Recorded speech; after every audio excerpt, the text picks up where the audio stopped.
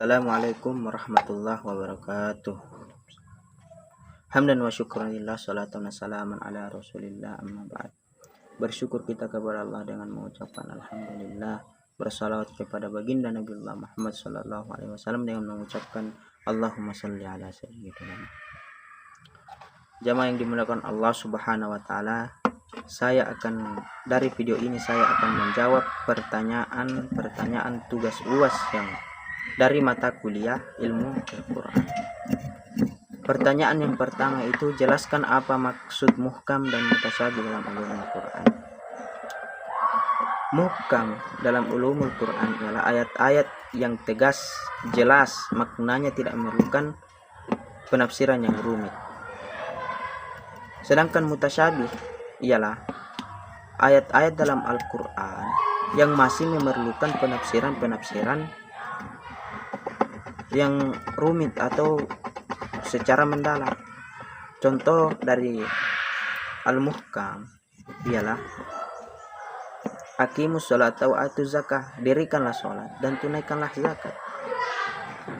Ayat ini tidak memerlukan lagi penafsiran yang begitu mendalam, bahwa kita diwajibkan untuk mendirikan sholat dan menunaikan zakat. Kemudian contoh dari mutasyabih yaitu yadullah fawqa aydihim, tangan Allah berada di atas tangan-tangan mereka. Sedangkan dikatakan bahwa laisa kamitslihi syai'un, Allah tidak serupa dengan sesuatu apapun. Berarti Allah tidak memiliki tangan layaknya manusia, seperti tangan manusia.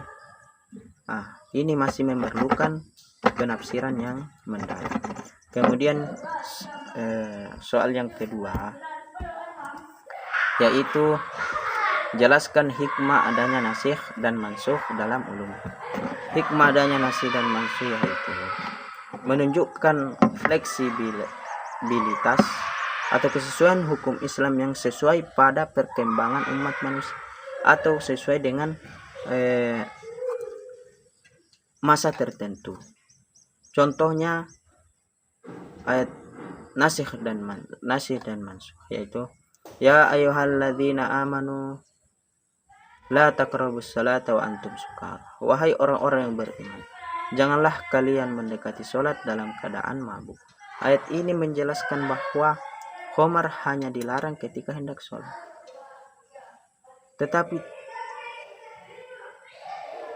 turun lagi ayat yang mengharamkan khamar secara mutlak.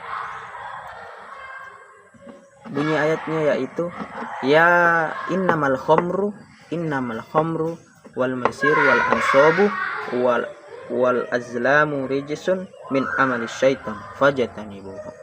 Sesungguhnya khamar dan berjudi dan berhala dan mengundi nasib itu termasuk perbuatan keji, perbuatan syaitan, maka jauhilah. Ayat ini menjelaskan bahwa khamar bukan dilarang hanya ketika hendak sholat, tetapi dilarang secara mutlak, diharamkan, karena itu termasuk perbuatan keji dan perbuatan syaitan.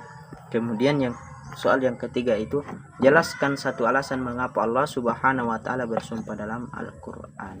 Alasan Allah Subhanahu wa taala bersumpah dalam Al-Qur'an yaitu untuk menegaskan kebenaran suatu pernyataan dan menarik perhatian manusia. Itulah alasan mengapa Allah Subhanahu wa taala bersumpah dalam Al-Qur'an. Salah satu contohnya itu wal as, Allah bersumpah demi waktu.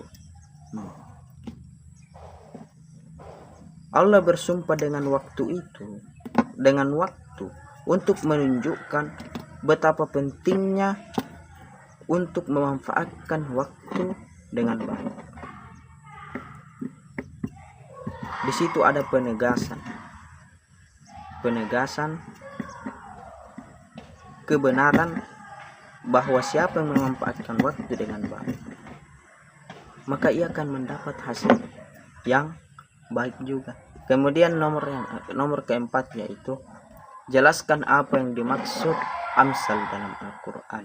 Amsal dalam Al-Quran ialah perumpamaan atau analogi yang digunakan untuk menjelaskan suatu konsep dengan cara yang mudah dipahami. Contohnya,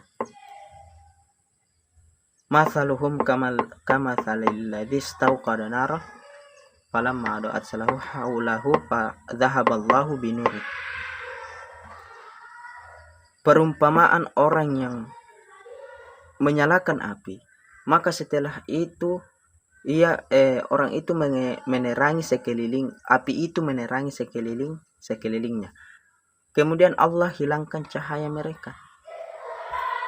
Perumpamaan ini yaitu menggambarkan sifat orang munafik yang kehilangan petunjuk setelah awal mulanya ia memiliki cahaya iman. Itulah yang dimaksud dengan amsal. Kemudian soal yang kelima itu, jelaskan apa tujuan dan maksud Allah memberitakan kisah-kisah umat terdahulu dalam Al-Quran. Tujuan Allah memberitakan kisah-kisah umat terdahulu yaitu memberikan pelajaran agar umat manusia tidak melakukan kesalahan yang sama yang dilakukan oleh umat-umat terdahulu tersebut. Kemudian juga tujuannya itu untuk menguatkan keimanan kaum muslimin dengan bukti nyata sejarah. Kemudian tujuannya juga itu untuk menunjukkan keadilan Allah terhadap umat yang beriman maupun yang tidak beriman, yang durhaka.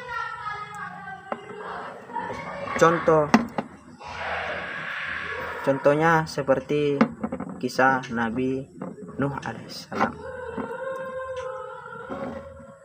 Dari kisah Nabi Nuh alaihissalam,